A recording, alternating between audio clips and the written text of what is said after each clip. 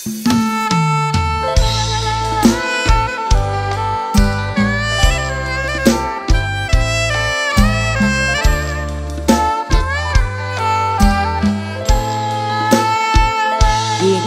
วคนเดียวเดินทางเปลี่ยว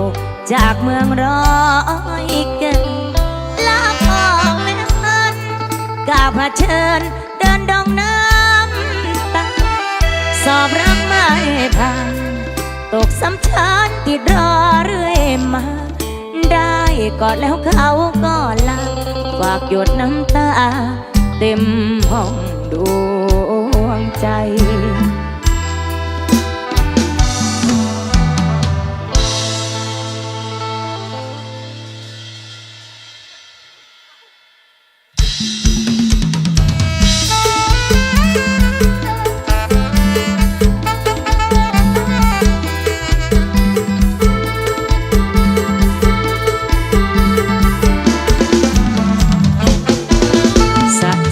แล้วเขาก็เราหลังน้ำตาเจ็บมากี่หนแบกความช้ำมาจำนนหาเหตุผลตอบตัวเองไม่ได้เราใจง่ายเกินไปโง่เกินไปหรือก็จึงแน่นหนาไม่ทันเกมหัวใจมีรักคาใดวายน้ำตาทุกทีเป็น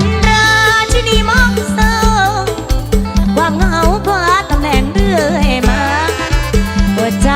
รักชายทุกครา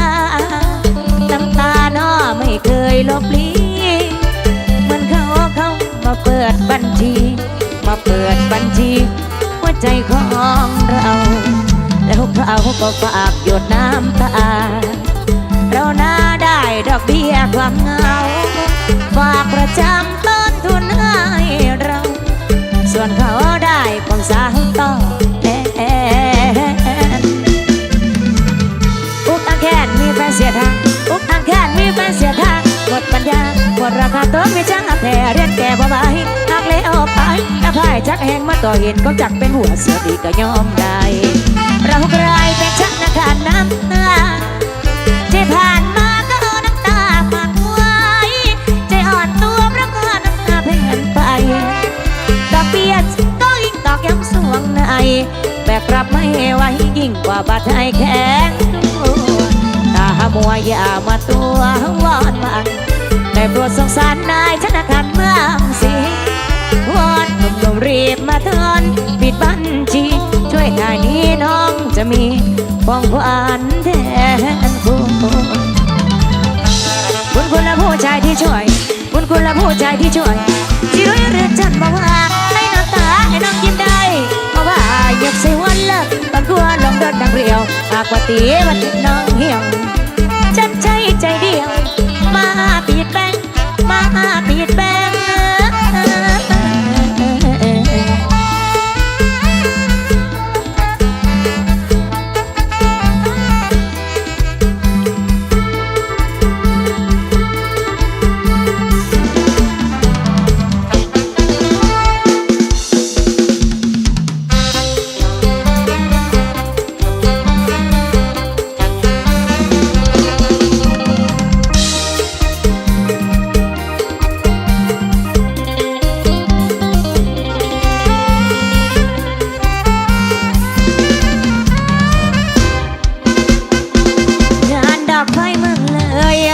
เจอกัน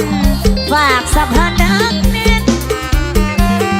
ยังจำได้ไม่แฟนที่ตามจีบน้องต่างจ้องมองตากันนั่งดูบอลเลือ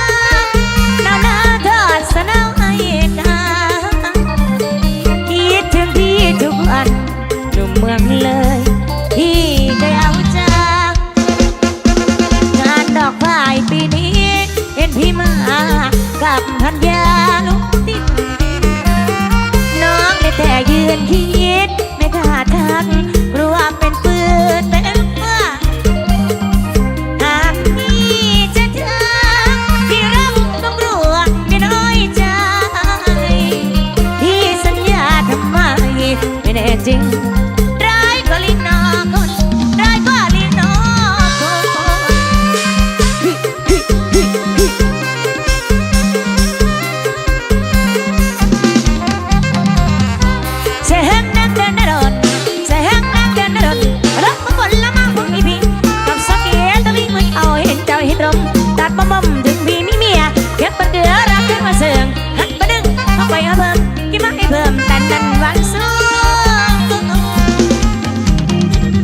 านดอกไฟเมืองเลยเห็นพอจับแขนเดินแลกกับแฟนหลายคู่เขาขอชมเมียงูดูรถไต่ทางน้ำตาพังไหลร่วงงานดอกไม้ปีนี้น้องมากอยากได้แฟนมาคู่เขามีรักมีห่วงในจีบเราเพราะว่าเขามีเมียเพราะว่าเขามีเมีย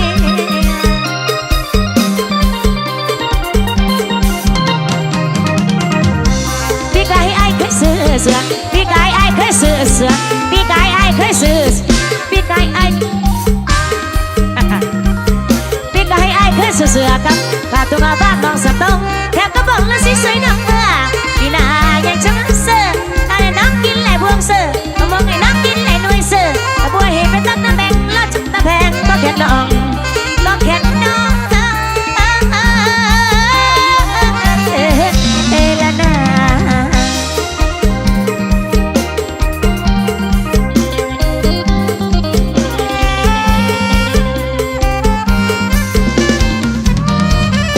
เกี่ยวกับดอเราแฟนข้อมูลมากไม่อยากรักค่ะทำที่คำชะโนดฟ้าห้องบึมหัวเพื่อละเจอกันเฮ็ดเฮ็ด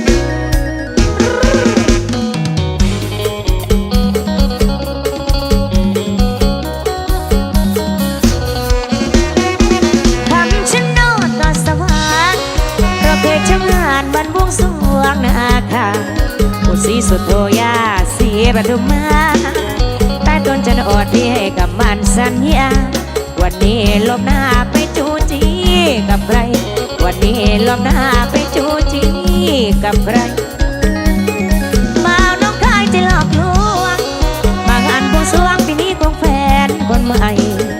น้องยืนซึมจะแทบจะเลือบหายใจนี่นาลาโทรไปบอรับสายกดไลน์โทรไปไลน์ก็รับออกจากแฟนกดไลน์โทรไปไลน์ก็รับออกจากแฟน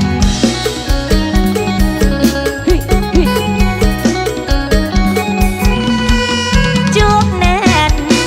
จุกแน่นแขนจะลอยอยู่หวังอกถือจึงต้องต้นชะโนดเอาเพียงรอกันบานยอดเปิดทักเขาแล้วพอจบต้องส่งลงน้ำตาให้ลงปอกปอกเกิดอาการช็อกมาโดนมัดดอกเขาพระเอกขาสุดลงนั่งรักทั้งทลายมองยิ่งช้ำตาไปดูเดินควงคู่เขาเอาเพื่อออกแม่น้องจับมือกันที่ดังลั่นเสียงของจูจีกันไม่อายใจวันก็มองไว้รอยนาคาส่งสายตายิ้มยังเรื่องราบประคองไปชมปองพญานาคชมปองพญานาคไปชมปองพญา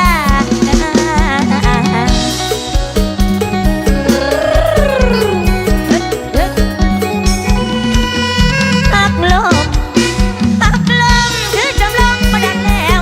เพราะคนใจมาเด็กจะส่วนในใจกันแท้ตักแท้แผลใจเราเน่าในหัวใจสบายน้ำตายี่ลงมาปกปกมันจำในอกไรหนทางจะเยียวยาเปล่าน้องคายนะตัวใจขัด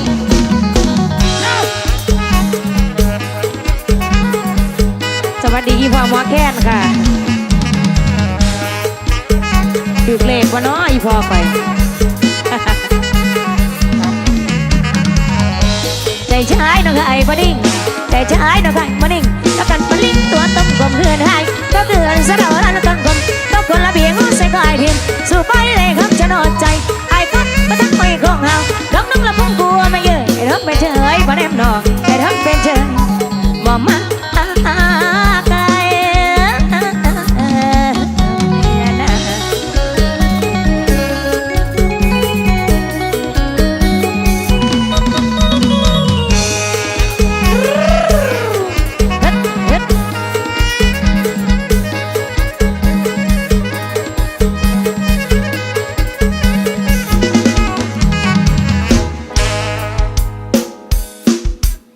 ฟ้าห้องบึม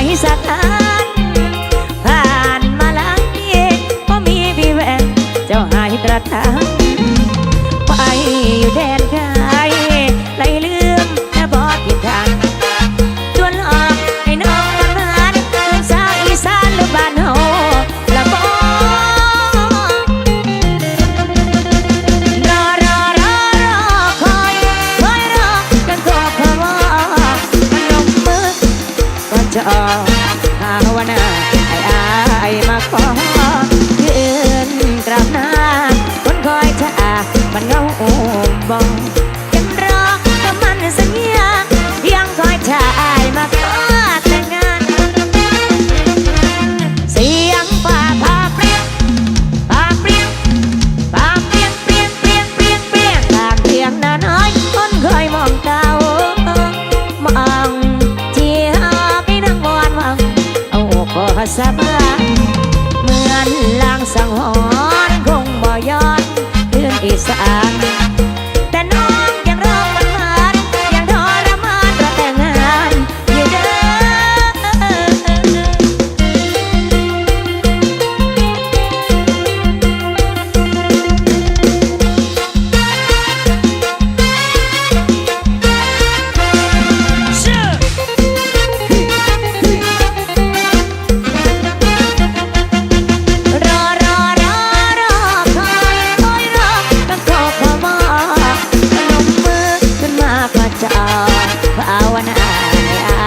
มาขอเดือนกลับหน้าคนคอยจะมันเงาบอกยังรอกับมันสัญญายังคอยชายมาขอแต่งงานเสียงฟ้าผ่าเปรี้ยงผ่าเปรี้ยงผ่าเปรี้ยงเปรี้ยงเปรี้ยงเปรี้ยงเปรี้ยงทางเพียงนั้นน้อยคนคอยมองเก่ามองที่หาที่นั่งวอนว่าเอาขอสบายลางสังหรณ์คงบ่ย้อนคืออีสานแต่น้องยังรอมันหวานยังทรมานรอแต่งงานอยู่เด้อเสียงฟ้าผ่าเปรี้ยงผ่าเปรี้ยงผ่าเปรี้ยง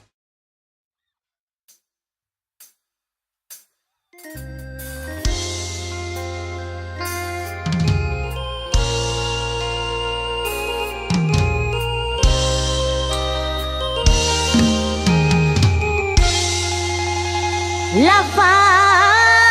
นให้ไกลใจเกินร้อยคอยผ่านที่ตั้งทางละยารสนามองมือเข้าเบาบ่งอเท่าไอ้นั่งมองข้างใส่นั้นแม่นน้องหัวเม็ดพี่ที่เข้มขวัญ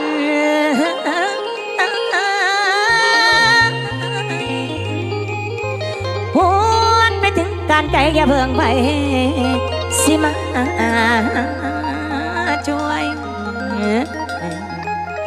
บัดทาสวยยังมีน้อง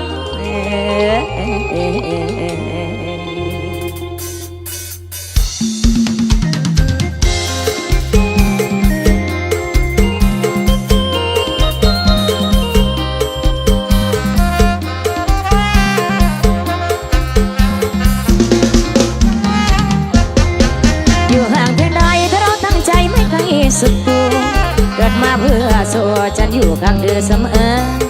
อุปสรรคนานาฉันรู้หรอกนะว่าเราต้องเจอตัวแต่เธอว่าจะรักทุกกรณีน้ำตารินจะรินพบกันทุกเมื่อกัดก้อนเกลืออดพบก็ยอมพรีใจเดี๋ยวนี้จริงจังตั้งต้องใจเดี๋ยวนี้จริงจังตั้งต้องเพราะเด็กที่พ่อกินเหล้านั่งอ๋อตาสาวๆก็รักแต่ส่วนแค่แสงตะคดได้อ่อนมาเกยโอ้เกยพี่ซ้ำรับรอยโอ้เกยพี่ซ้ำรับรอยอย่าถอยยังมีน้องอีกคนจนนักเกยอะไรใจอยู่ขอไม่ได้รับรู้ว่าจนดีมันอีจนเท่าดีแอบยังไรก็โดนยาสนั่นเสียสีแดงเหมือนปัญหามากมายจะร้ายจะลางช่างมันเราสู้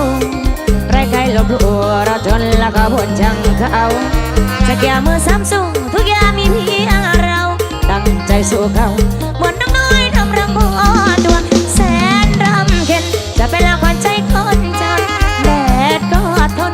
ฝนเปียกจนตามัวอยากรู้พี่อยากรู้เชื่อเธอทุนหัวน้องเป็นแรงใจ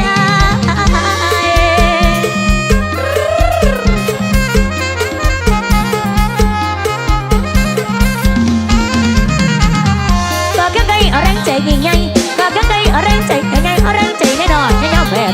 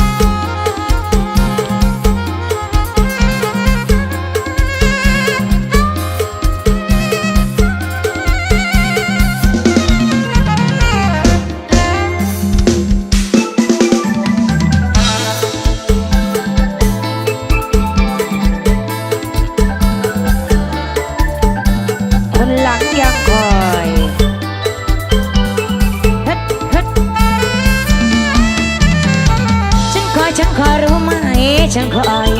รู้บ้างคนล้างยังคอยตะวันลอยจะลามขาวราสุเมนน้องน้อยเคียงคู่ยามเย็นเอาฟ้าเป็นมองเห็นฉันสี่ครั้งตาลอยคอยแฟนอยู่ตาแดนแสนปวดหัวใจเธอไปลงไอก็ซ้ำไม่ในสยาม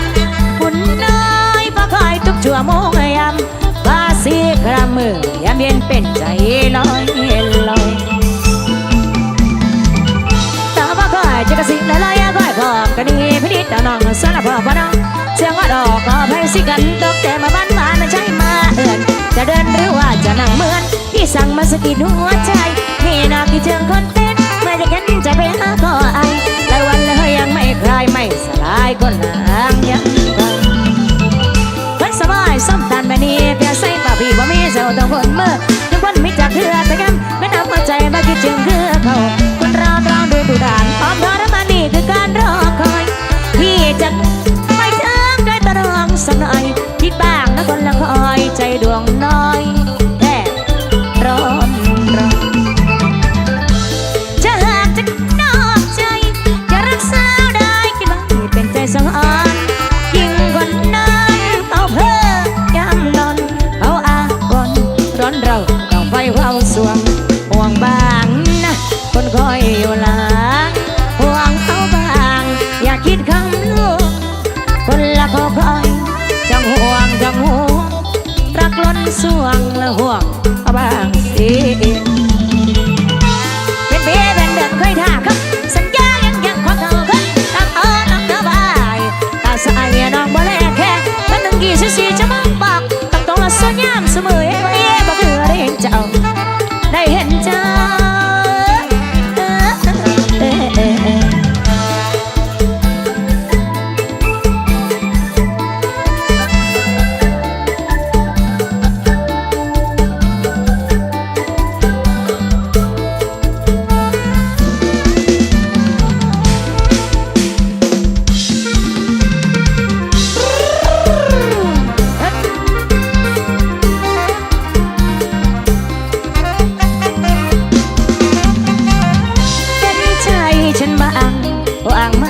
สักวันขอเวลาให้ฉันบ้างได้ไหมตั้งใจยืนเพื่อเป็นกำลังใจอย่าตัดเยื่อให้ไปลับแล้วไม่กลับมาหลบหน้าตาหรือพันยากัดตัวพอชวนหัวจึงไม่ยอมเห็นหน้าให้ฉันบ้างขอเป็นบ้างเวลา1 เดือนผ่านมาทั้งสักคืนก็ยังดี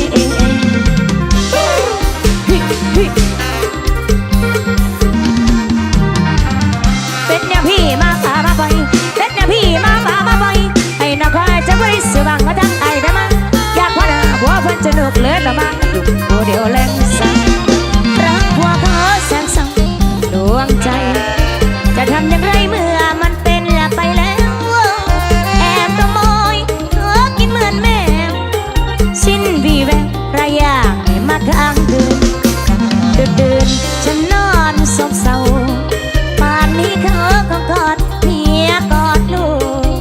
รู้ดีว่าเราทำให้ถูกแต่ความพันผูกนั้นมันยังฟังใจมา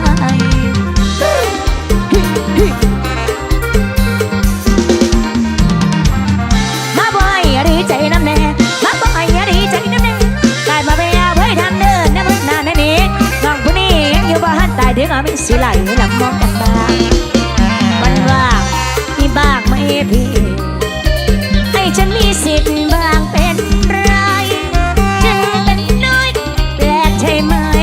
รักแท้พอใจเรียกว่าเมียเหมือนกันความสัมพันธ์ฉันยากรวมตัวไรว่าชัวรักหัวชาวบ้านทนอดทนอยู่อย่างทรมานถูกประจานเมียน้อยก็คอยคุณ